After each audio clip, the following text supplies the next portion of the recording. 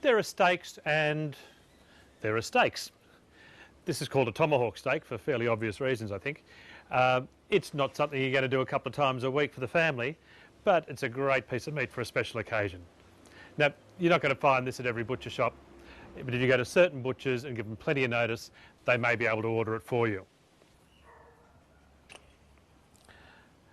I'm going to prepare this really simply. Just brush it with some olive oil and some black pepper and some sea salt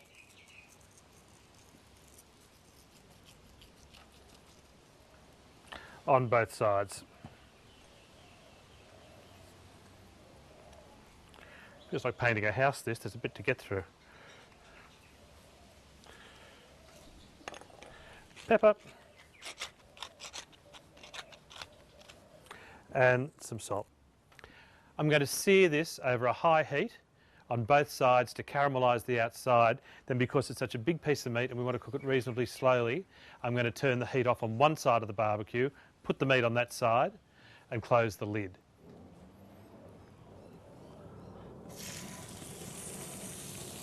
And we're going to give that a few minutes either side over the highest heat. This is a really fabulous piece of meat, so it's certainly worth remembering the basics about cooking a steak. A big piece of meat like this, absolutely you have to bring it back to room temperature first or it won't cook through evenly.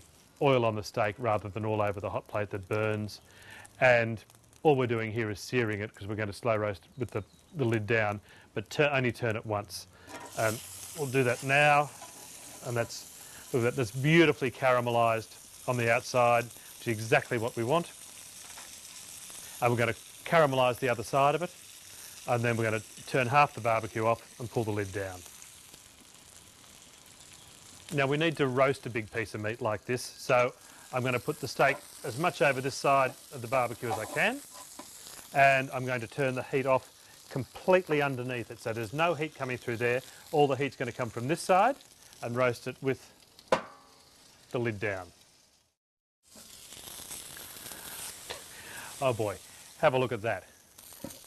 Now that really is a piece of meat.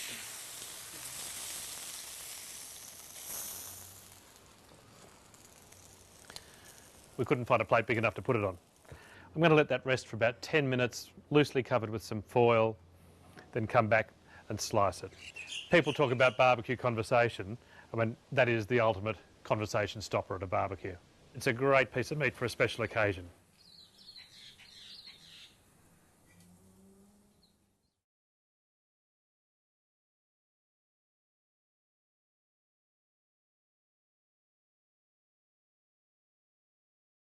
I love lamb cutlets on a barbecue.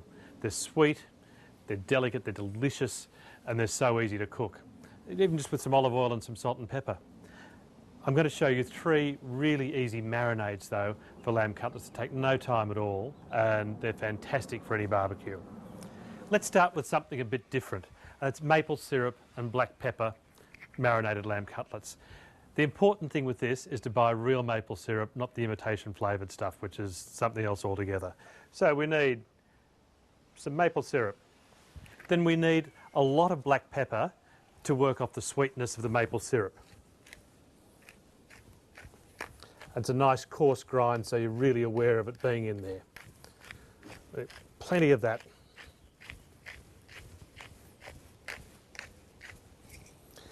Then we need some olive oil, just a little bit. And some rosemary, finely chopped.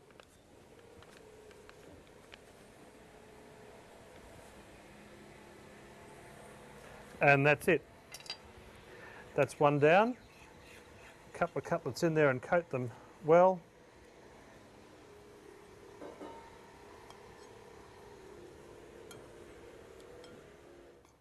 Our second recipe is just as easy.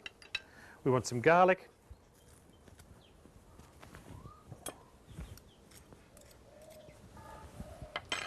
some rosemary, quite a bit,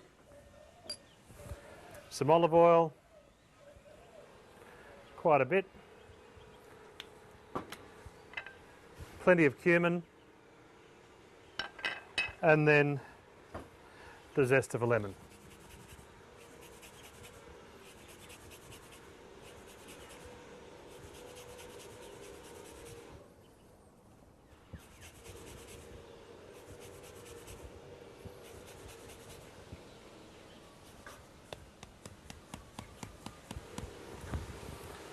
Mix all that up with a little bit of salt and pepper.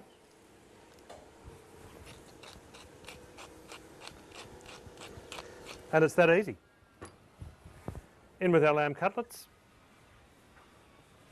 We'll use them to stir it up. And it's a really easy, delicious marinade.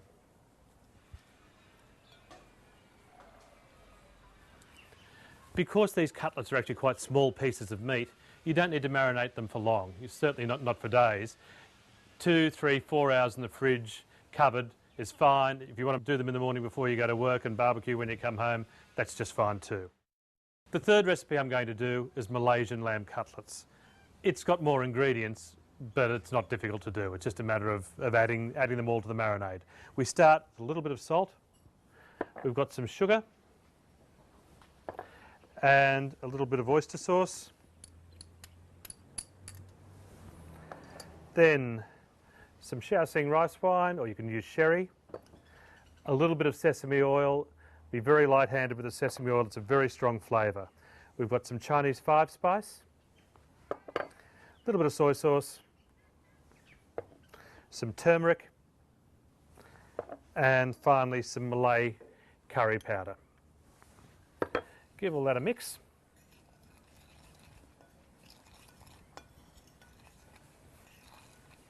Get it into a thin sort of paste and add the lamb cutlets and just coat them completely with the marinade and then cover them and into the fridge for a few hours. Now through the magic of TV, I've got some cutlets that look like they've been marinating for about 3 or 4 hours. These aren't going to take long on the barbecue. I've got them on the char grill, a couple of minutes either side, and they'll be perfect. These are our cumin rosemary. Yummo. You gotta love lamb on a barbecue. Our Malaysian marinade.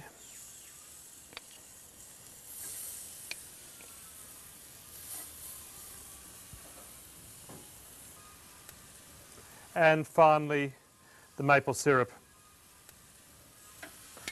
and black pepper.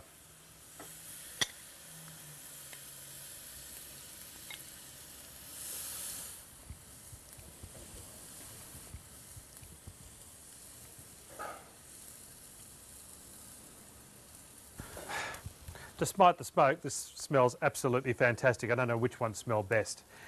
One thing you do have to do is marinades that have got sugar in them, or maple syrup, which has obviously got a lot of sugar in it. Just keep an eye on them so that they don't burn. Just keep checking them on the barbie. Just turn these once is all you need to do. Don't they look good?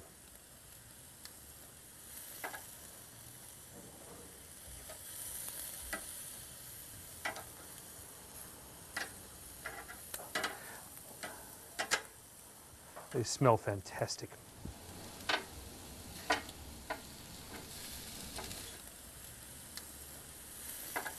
Look at this. It's heaven on a stick as far as I'm concerned.